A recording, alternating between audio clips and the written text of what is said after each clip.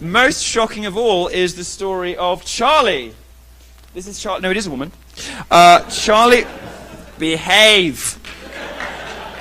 This is Charlie.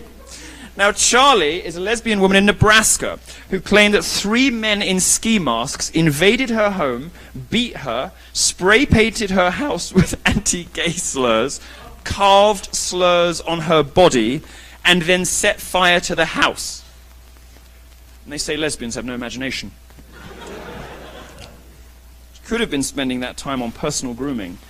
Instead, dear Charlie, all right, shortly after the post, but it gets worse, by the way. Shortly after the reports, she made a post on Facebook stating that she hoped to be a catalyst to make things better for everyone, and she was later charged with this crime. This is what happens when you turn victimhood into currency. People commit fraud. This is what happens when a social justice vision of the universe, which is designed to create martyrs out of people who haven't really suffered, takes hold, takes root in academia, takes root in media, takes root in all of the centers of power. It encourages the unscrupulous to fake hate crimes. Now, it turns out that almost all the hate crimes that you've ever heard of are fake. And I'll say something even more outrageous. Most of the rapes you've heard of are fake too, which is not to say that rape doesn't happen, to be very clear. But it is to say that if you've heard about a prominent rape case on campus, Jubilee Cross, UVA, Columbia, chances are it didn't happen. And one of the reasons that, in my more serious moods, I get annoyed with people like Charlie is that they make it worse for people who really have suffered as victims of crime. Because what they do is not just in, hissy queens like me, but in normal people like you, they produce a sort of natural skepticism about claims in the future. So let's hear about some more.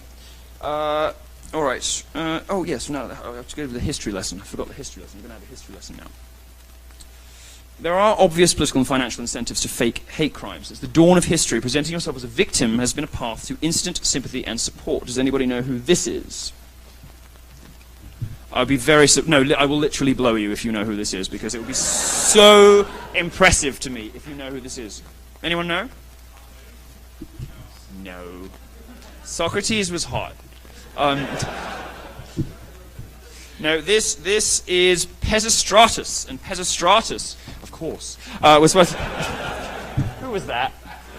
Who was that? Oh, yes, of course, Pesistratus. You never fucking heard of Pesistratus. Dear, is this what your lectures are like? Oh, yes, yes, yes. No, I knew that. Who was it? Dear, oh dear. I thought you were straight talkers in Texas. You're bullshitters, just like everywhere else. Bullshitters. Right. Pesistratus was one of the first dictators of ancient Athens. He rose to power after faking an assassination attempt at himself. He was the original lesbian. He rode into the marketplace with a bunch of fake wounds, got sympathy from the populace. Eventually, they gave him a citizen army. And he took over and ruled very happily. This is, in military and historical terms, very much like what, in cultural terms, a lot of the rape hoax fakers are trying to do to you. When those of us who believe in freedom and who love America, and I'm a visitor here, but I do love this country, it is the best country in the history of human civilization.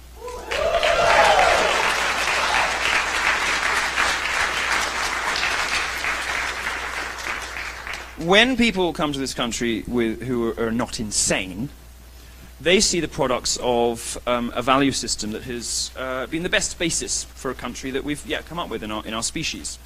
Freedom, democracy, capitalism, property rights, First and Second Amendments. These are really, really good bases for building a country. And indeed, they have built the best country. Those places where those things do not obtain, you wouldn't want to be born if you were, did you know about Rawls, the veil of ignorance? If you didn't know where you were going to be born in the world, where would you choose? Well, you choose, maybe not Canada, but you choose probably Texas. You would choose Texas. But you choose America, you choose Australia, you choose Great Britain. And that's because we share values. And most people who look at the history of our countries, most people who look at the trajectory that we've been on, awarding rights to women, which everybody now agrees is a pretty good thing. No, I do. No, I do. I meant everyone. when the left looks at this country, they see a sort of cis-het, white, patriarchal system of oppression. They see bigotry. They think you are all sexists and racists and homophobes and transphobes, whatever that means. And I don't see the world like that. And it's very distressing to me because it makes them very miserable, and ultimately they want us to be as miserable as they are. Well, I decline the bad stuff. Now, there are other reasons why lesbians might fake hate crimes. We're going to get to those. Actually, well, let's start by reviewing the people we've seen so far. Recall Carol Ann and Laura. Stop it. And Mari Poindexter. And once again, our favorite Charlie Rogers.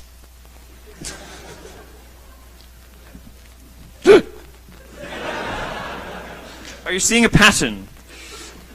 Does anyone see a pattern?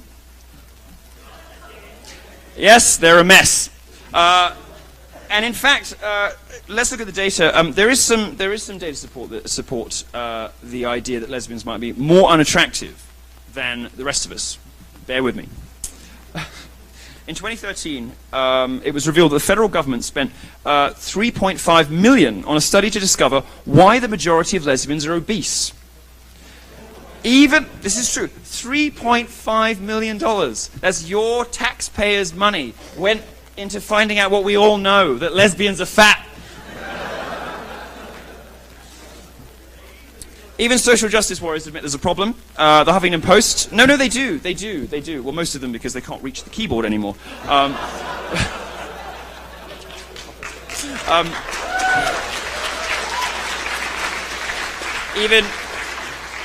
Even the evil Huffington Post that fired that poor guy for saying, you know, Hillary might not be an Olympic athlete.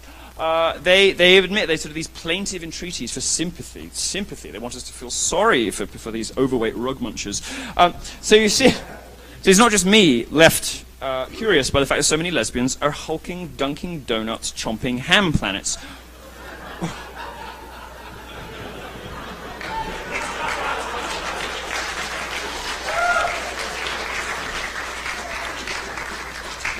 I was asked by my editor to make the opening talk in this tour much more serious and respectable.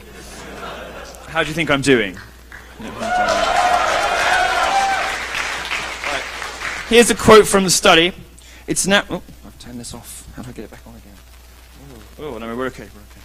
It's now well established that women of minority sexual orientation are disproportionately affected by the obesity epidemic, with nearly 3/4 of adult lesbians overweight or obese. That's government-funded research to tell us all what we knew already. And we see these role models in society too.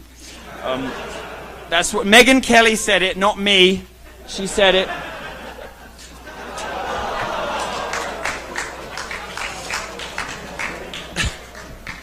And of course,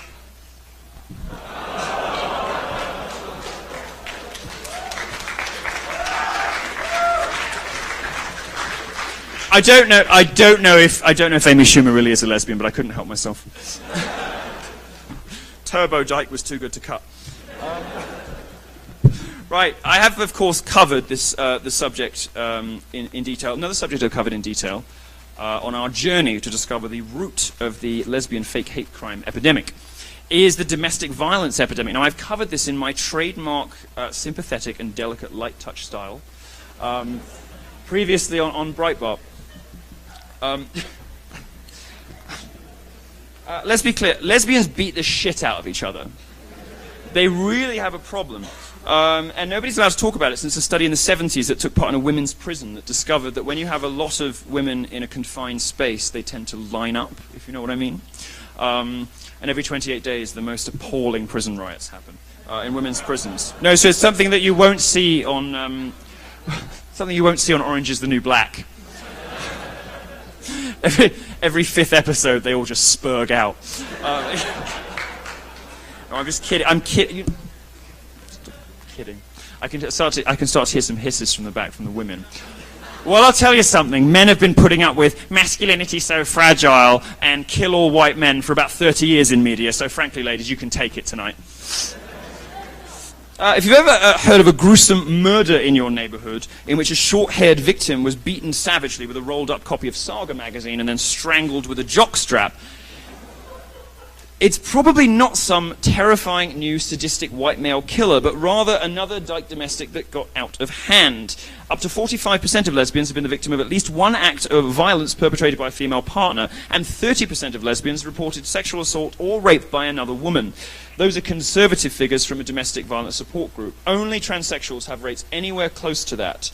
And straight men, the supposed oppressive monsters in society, have rates of just 7.4%. That's compared to lesbian domestic violence rates of over 30. Of course, it isn't profitable to claim you're a victim of minority, so they come after white males and they tell you that you're the rapists all the time, and so there you have it.